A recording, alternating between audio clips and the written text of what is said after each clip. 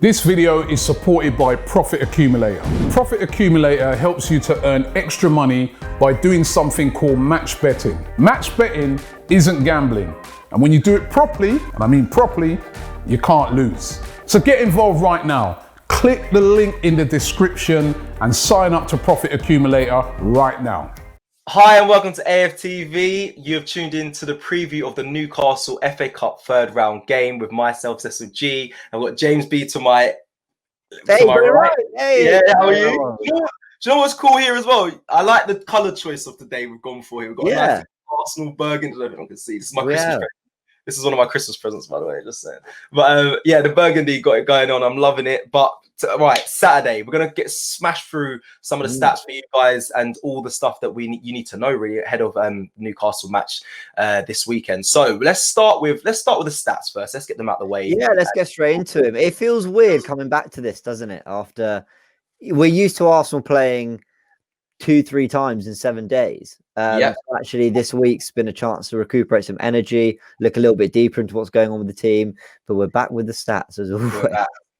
So let's have a little look at Opta's finest. What have we got? So I thought this was interesting. I actually dug this one out myself. Not that it's that particularly hard to find, but Arteta's joint biggest win for Arsenal was against Newcastle at home, beating them 4-0 last February. And obviously our most recent result was also a 4-0 win against West Brom. We've not scored more than that. We never scored more than 4 in a game, have we?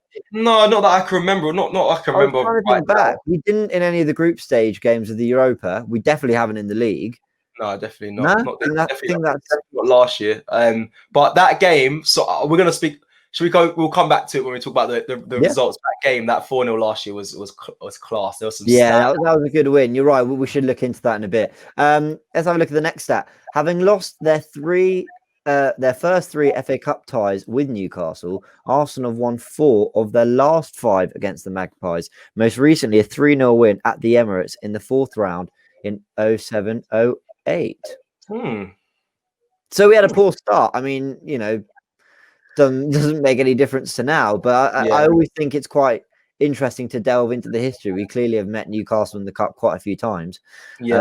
And here we are again. And I thought this one was quite interesting as well, which ties into it. Newcastle's last 3 away games against Arsenal in the FA Cup have all ended in 3-0 defeats.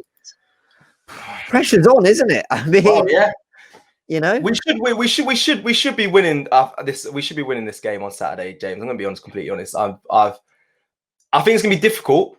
I actually think it's going to be quite difficult. I don't think we're gonna run through them. I've seen like Troops and Robbie giving off like 3-0s, 4-0s, 2-0s. So I mean, when we break it down, pre-match build-up show, make sure you guys tune in. There's going to be a lot from myself and James about I think what's going to happen because I've had a look this today heavily into Newcastle. So yeah. But let's move forward. I'm with you. I think they're going to make it difficult for us. I think there's 2 parts to that. A, the way Newcastle and Bruce play, and B, the fact that we're probably going to alternate. And actually our best footballs come when we've had very particular players in a very particular position. But yes, we will go into all that in the build-up show. This next stat, again, quite interesting. Arsenal have only been eliminated at the 3rd round stage of the FA Cup in one of the last 24 campaigns. And it was that 4-2 defeat to Nottingham Forest. I remember that game. You know what? As a neutral, that was an amazing game. Yeah, it was. As an Arsenal fan, that was so painful. Honestly, I was one of the clubs that I was at was not talking about myself too much. It was Nottingham Forest though. When I left playing, when I was signed, Nottingham Forest is the club I was at, and it wasn't too long after me being released from there that we played them, and then they beat us. So yeah, man, it was one of those games I've clearly tried to get like pop out of my memory because I went back to look at it and sort of look at the goals and when they happened, the minute that happened, and I didn't realize we pulled it back to 2-2. And I think because my memory didn't even allow me to think. I thought it was one of those games where we were always like 2 goals behind, so like 2-0, 2-1, 3-1. Do you know what I mean? But that was a pretty dark day. But I do. Sorry, apologies. I still want to just quickly pop that back up. That stat only because I want to make sure everyone knows and be aware that I'm sure everyone knows this. This is our cup, yeah. This FA Cup, this is our cup. This is our just I want everyone to remember that, yeah. We've won it the most. Just keep that in mind. So that was a long when you just read that out, I was quite surprised. There's only one in the last 24 campaigns. That's a good stat for us to have, and I just hope we just continue. Well, I think it's a must this season. I know I said that. You think winning the FA Cup's a must? Yeah, I said it last season, and we did it.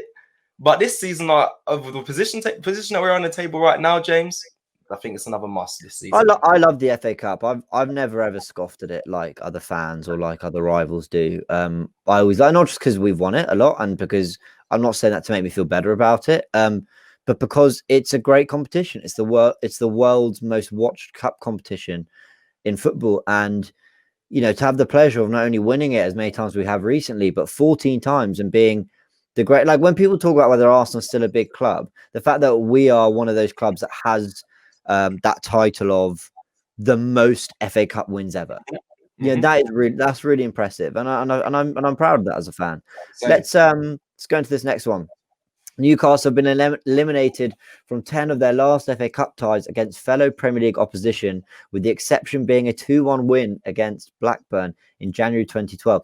I mean, it's all saying we're going to win, right? Yeah. But with this Arsenal team, we've been in the last few weeks. You just can't take anything for granted. You can't, can you? Definitely not, James. And we've been here every week, because it's been a bit. Well, we've been very busy back to back, maybe twice a week. But we've been here being like, yes, the stats show it. We go in. We should be winning, and then we've been disappointed. But recently, the form's turned, and I do expect us to continue the run of wins, especially in this cup. As I said to you there, I think it's very important for us to take this cup seriously. But moving forward, I think we should look at Bruce. His record and against Arsenal and many. Well, yeah, let's look at his record first against Arsenal. Here we go. So the reason I wanted to look at Steve Bruce's record against Arsenal was I had a moment where I just stopped and thought, I don't remember us losing that many times to Steve Bruce's side. I don't know, something just clicked with me. So I went and had a look via Transfermarkt. Thank you very much for your website, who helped me research this. But 29 games played, 2 wins, 6 draws, and he's lost 21 times to Arsenal. And that just kind of showed me everything I'd kind of been thinking about, Steve Bruce. That he plays very defensive football. There's a lot of managers we've come up against, your Allardyces, your Pulis, where we have had poor records against them in the past. Steve Bruce, I don't mean it in a negative way. He's really good at getting teams organised, getting them working hard, keeping them in the division. Yeah, I think he's been relegated once before, maybe. It's not always worked for him wherever he's gone. But I do think he's a good manager. But we do have a good record against him. And the reason I wanted to bring that up is then if you look at our recent record against Newcastle, the last 6 games, 5 wins basically. Only a 2-1 defeat to Newcastle. I remember that. It was under Benitez, I believe they beat us. Yep.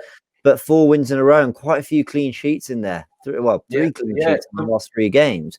The record. Sorry, carry on. That was it, yeah. No, I'd say the record is very good against Newcastle, James. And again, it just strengthens my point in. I expect us to come in and get a win this Saturday. Get a defeat. But I also that photo, that image there, good choice of image as well of Saka.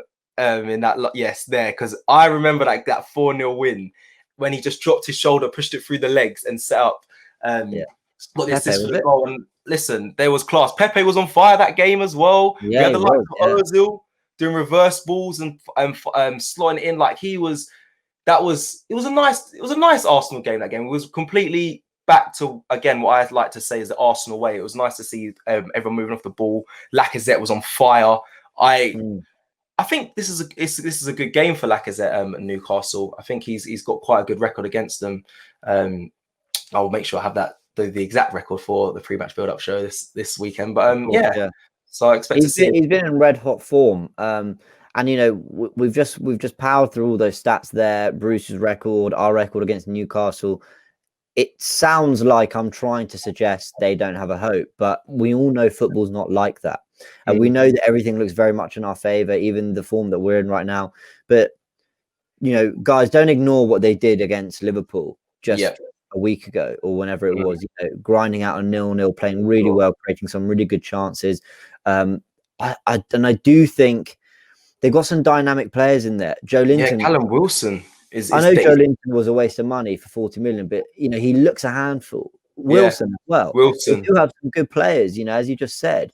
Who worries you the most actually from that when on Saturday, and let's assume that Bruce is going to put out a full strength team, because I think he would. I think he wants to bring silverware to the club. Who worries you the most? I said it just then. Wilson is the main guy. I've liked him as a striker from back in the Bournemouth days. So I kind of understand that he's a good striker. There's someone I would fear when coming up against him as defenders. And I want to definitely look at this as well, because I say Wilson, but I've been hearing that they're looking to start Carroll. Now, I don't know how true that is, but if that is the case, that is a different dynamic that I only think a certain set of defenders for Arsenal can deal with for a full 90 minutes, which again, I'm kind of alluding to my starting 11, but I'm going to wait and save that until our pre-match build-up show. But again, it's more the strike. I think I've been a bit of strikers bias here, James. I'm picking the strikers because you know me, I'm very biased when it comes to it. But they're the people I fear from Newcastle. They score the goals at the end of the day. But then again, we have firepower as well. And like I said, Lacazette, he's got a very good record against Newcastle. And there are many other players that we should really discuss as well, James, about if they're going to start this Saturday. So like the likes of Runnison. Well, let's have a look at them. Gabriel, Partey. Let's have a look.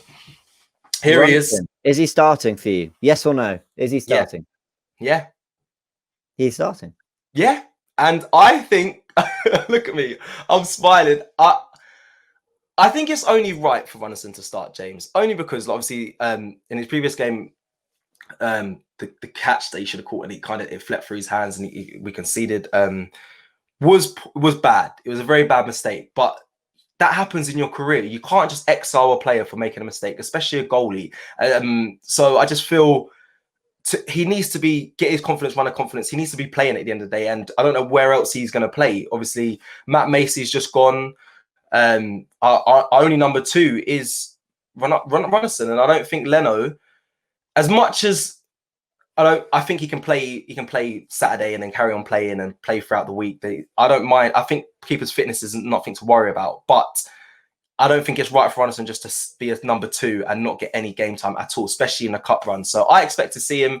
I know that goes against what Robbie thinks and probably other AFTV staff, but I'll be honest, man. I'm with you. I think he's got to start, mainly because there is still things to chase in the league. The last 3 wins, getting 9 points, has put us within touching distance of, not touching distance, but it's given us an opportunity again to be where we want to be.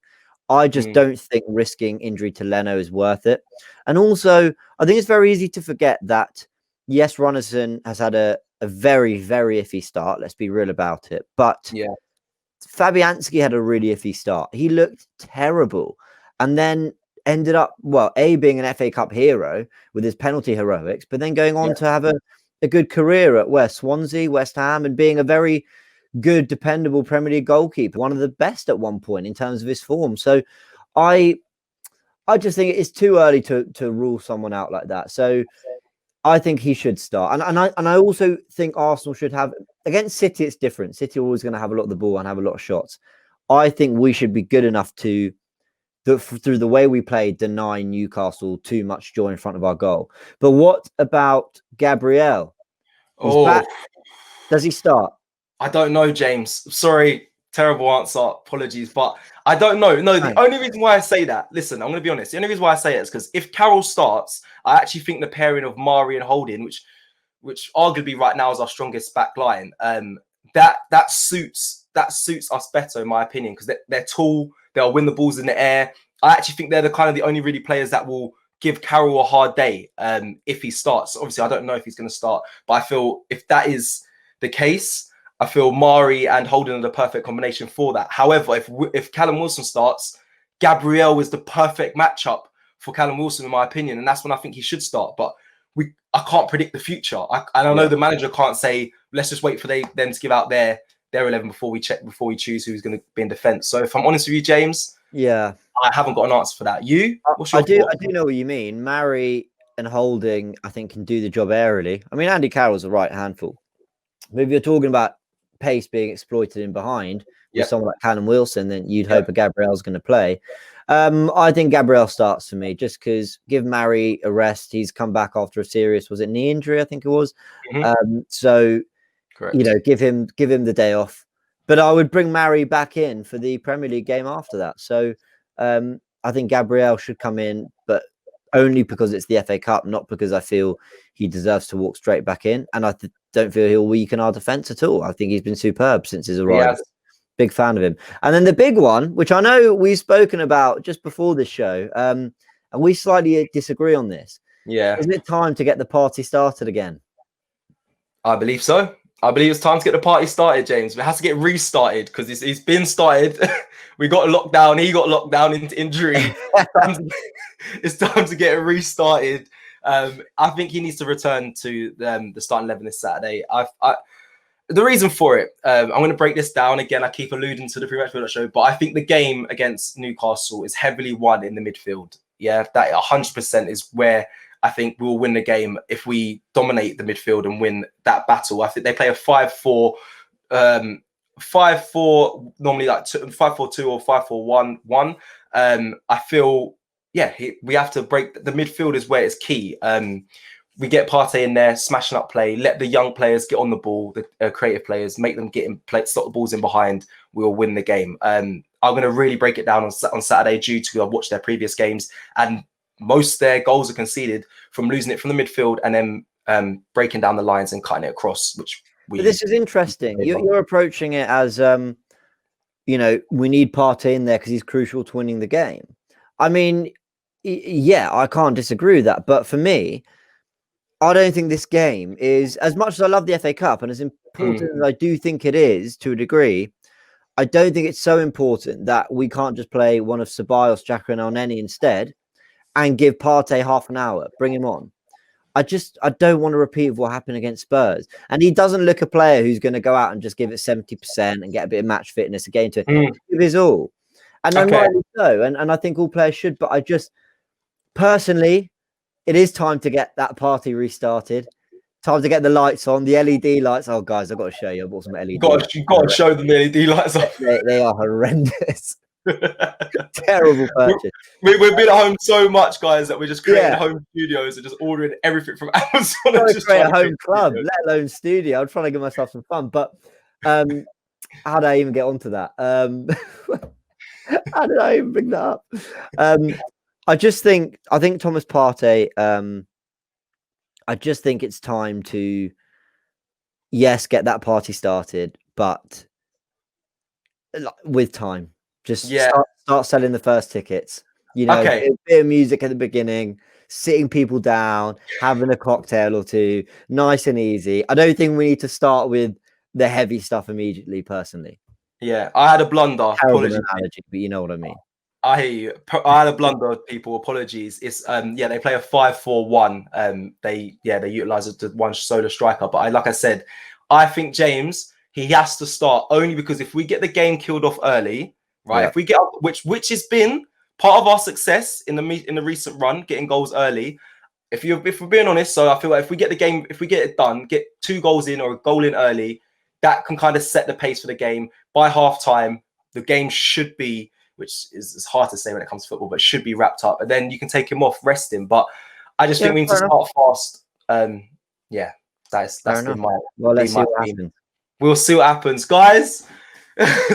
Thank you so much for tuning in to the pre-match preview, shall I say? Actually, the pre-match preview is the preview show for the Newcastle game this Saturday against.